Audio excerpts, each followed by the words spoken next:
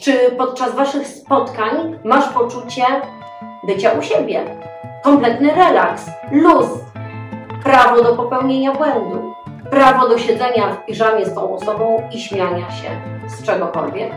Krytyka może być wyrażona z poszanowaniem innych, a humor nie musi być rodem z więziennych korytarzy.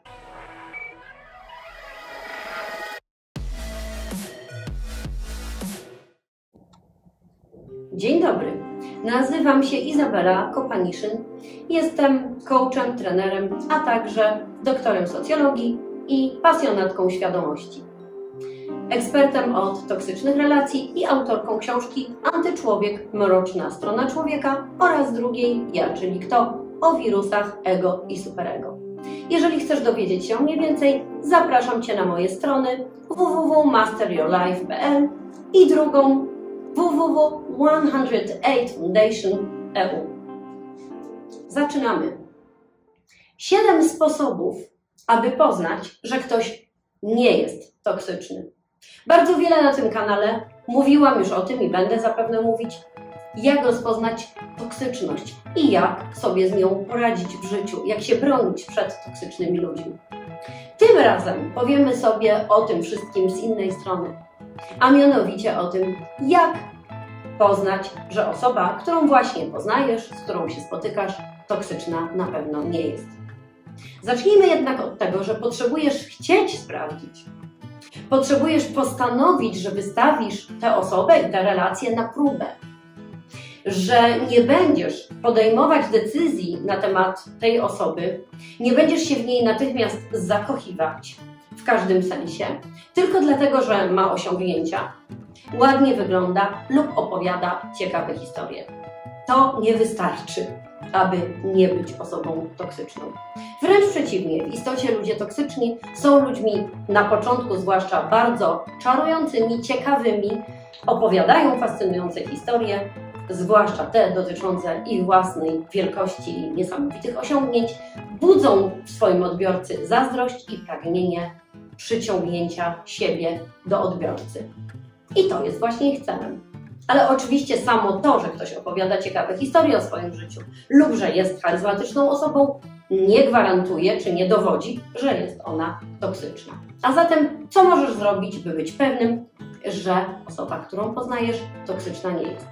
Po pierwsze, to brak poczucia, że coś z tobą nie tak w obecności tej osoby.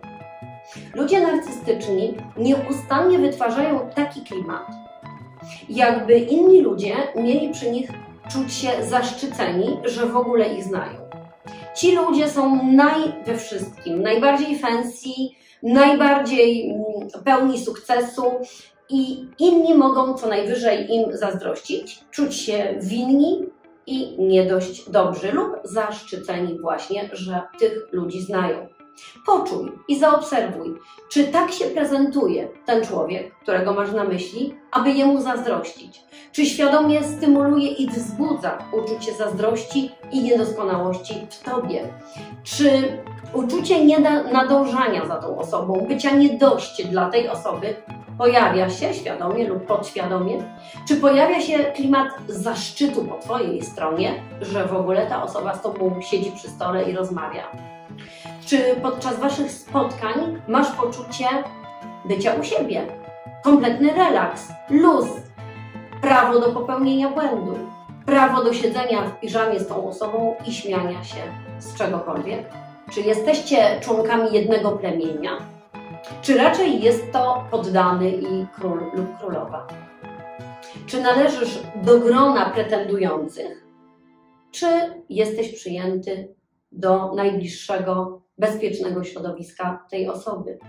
Jeżeli w obecności tej osoby czujesz się gorszy, jeżeli nie rozluźniasz się przy niej i napinasz się bardziej niż normalnie, niż przy innych, to jest to pierwszy znak ostrzegawczy. A jeżeli możesz, to oczywiście jest to pierwszy dowód na to, że ta osoba prawdopodobnie toksyczna nie jest.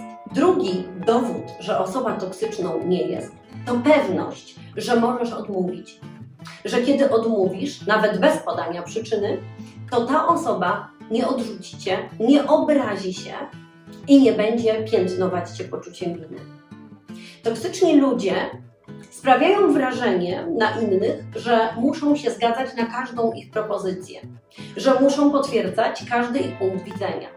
I jeżeli tak nie jest, to mają skłonność karać tych swoich, powiedzmy, że poddanych, tych innych. Z drugiej strony sami sobie dają prawo, aby nie dotrzymywać obietnic danych przez siebie i wręcz często tym obietnicom zaprzeczają. I tutaj jest właśnie miejsce na sprawdzenie swojego kandydata na partnera lub przyjaciela. Bo po pierwsze, można zwrócić uwagę na to, jak on czy ona prosi. I czy w ogóle prosi. I czy dopuszcza odmowę. Możesz zrobić taki eksperyment całkiem świadomie, że kiedy spotkana przez Ciebie osoba o coś poprosi, co nie do końca Ci pasuje, powiedz uprzejmie, lecz stanowczo, że niestety nie zrobisz tego w najbliższym czasie lub nie zrobisz tego dla niej. Nie dodawaj zbyt wielu wyjaśnień, chyba że ta osoba sama zapyta. Sam fakt, że ktoś będzie uprzejmie negocjować i pytać o szczegóły, już świadczy dobrze o tym człowieku i jest wskaźnikiem niskiej toksyczności. Trzecia ważna antytoksyczna cecha to mówienie dobrze o innych za ich plecami. Mówienie o innych przede wszystkim z szacunkiem. Kiedy toksyczny człowiek wyraża swoje opinie o innych ludziach, zazwyczaj nie hamuje się w używaniu obraźliwych zwrotów i porównań. Zwłaszcza gdy mówi z pogardą. Pogarda to samo w sobie uczucie, emocja i słowo, które powinno budzić alert. Kiedy mówi o swojej byłej żonie lub o dziewczynie, należy zawsze mieć się na baczności. Ludzie, którzy szanują innych, a także swoje własne wybory związane z przebywaniem z tymi innymi, nie będą mówić rzeczy okrutnych lub obraźliwych. Krytyka może być wyrażona z poszanowaniem innych, a humor nie musi być rodem z więziennych korytarzy. Wszelka wulgarność, brak umiaru w słowach, brak ogłady, bycie ofiarą to oczywiście znaki ostrzegawcze. Sprawdź to przy najbliższej okazji. Zapytaj tę osobę o byłych partnerów, o jej relacje z mamą, z tatą, z innymi.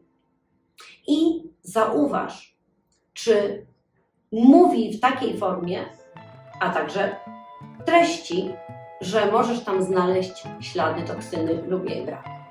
Możesz też spytać tę osobę, jakiego rodzaju ludzi nie lubi. I bądź uważnym słuchaczem. Czwarta, bardzo ważna antytoksyczna cecha to potrzeba poznania Twojej rodziny i przyjaciół oraz podtrzymywanie więzi z tymi osobami. Toksyczni ludzie mają dwa powody, aby chcieć poznać Twoich znajomych, przyjaciół, rodzinę. Po pierwsze, aby ich potem w Twoich oczach dewaluować, odcinając Ci źródła wsparcia. Po drugie, aby nimi manipulować głównie przeciwko Tobie. Jeżeli osoba, którą poznajesz, poznaje też Twoją rodzinę, Twoich przyjaciół i po prostu miło spędza z nimi czas i nie mówi o Tobie za Twoimi plecami, i jeszcze później wyraża zdanie, że było uroczo i sama z siebie w jakiś sposób przypomina Ci o tych kontaktach, troszczy się po prostu o tych ludzi, to możesz odetchnąć z ulgą. Piąta antytoksyczna cecha to znajomość własnych wad, słabych stron i braku wiedzy lub umiejętności w jakiejkolwiek dziedzinie. Ludzie toksyczni, a szczególnie narcystyczni, zachowują się tak, jakby na wszystkim się znali i wszystko już wiedzieli. Dlatego jeżeli osoba, którą spytasz o to, nad czym aktualnie pracuje w swoim rozwoju, czego ciekawego się uczy, jakie są jej słabości, odpowie z rozluźnieniem i śmiechem, na przykład ach, zawsze coś przypalę, albo kiepski ze mnie kontroler czasu, to możesz znowu uznać, że masz do czynienia z normalnym człowiekiem, który nie ma problemu w byciu widzianym takim, jakim jest. Nie udaje, że jest alfą i omegą. Szósty antytoksyczny sygnał to dążenie tej osoby do tworzenia pomostu, do łączenia zwaśnionych stron. Ludzie toksyczni stosują zasadę dziel i rządź. Ludzie nietoksyczni z kolei będą szukali kompromisów, będą patrzyli, jak można połączyć zwaśnione strony, jak można osiągnąć jakieś porozumienie. Osoba nienarcystyczna i nietoksyczna będzie szczerze zainteresowana dobrem wszystkich pozostałych. Będzie miała ich w polu widzenia, będzie się starała pogodzić odmienne punkty widzenia. W wersji bardziej neutralnej będzie właśnie neutralna, nie zajmie po prostu stanowiska. Natomiast narcystyczna osoba będzie niemal zawsze wykorzystywać sytuację, dolewając oliwy do ognia. Ostatnia i siódma, antytoksyczna zasada. Osoba panuje nad własnymi reakcjami, reguluje swoje emocje. Ludzie narcystyczni znani są z tego, że łatwo wybuchają, ponieważ ich emocje są rozregulowane i mają też bardzo wiele traum, także łatwo ich, jak to się mówi, striggerować, uruchomić zapalniki. A nawet kiedy przydarzy się takiej osobie frustracja, to ta nietoksyczna osoba, która wpadła przy tobie w jakiś ogromny gniew, czy zalała się łzami, w jakiś sposób za to przeprosi, czy nadmieni, że to nie jest wszystko, na co ją stać. Ludzie narcystyczni tego nie robią. Nie tylko wybuchają nieadekwatnie do sytuacji, ale też nigdy nie przepraszają. Zachowują się, jak gdyby nic się nie stało po tym, kiedy personalnie sponiewierali drugą osobę. Ktoś, kto nie przeprasza, nie prosi, ani nie dziękuje, nie powinien nigdy zostać przyjęty na pierwszy plan w twoim życiu.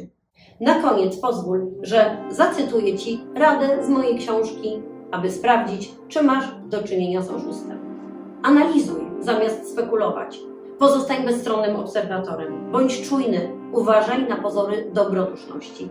Uważaj na wszelką agresję. Zobacz różnicę między byciem samemu przekonanym, a przekonywaniem kogoś. To drugie to przeniesienie i często też subtelne nadużycie. Obserwuj znaki niewerbalne i ufaj swoim odczuciom.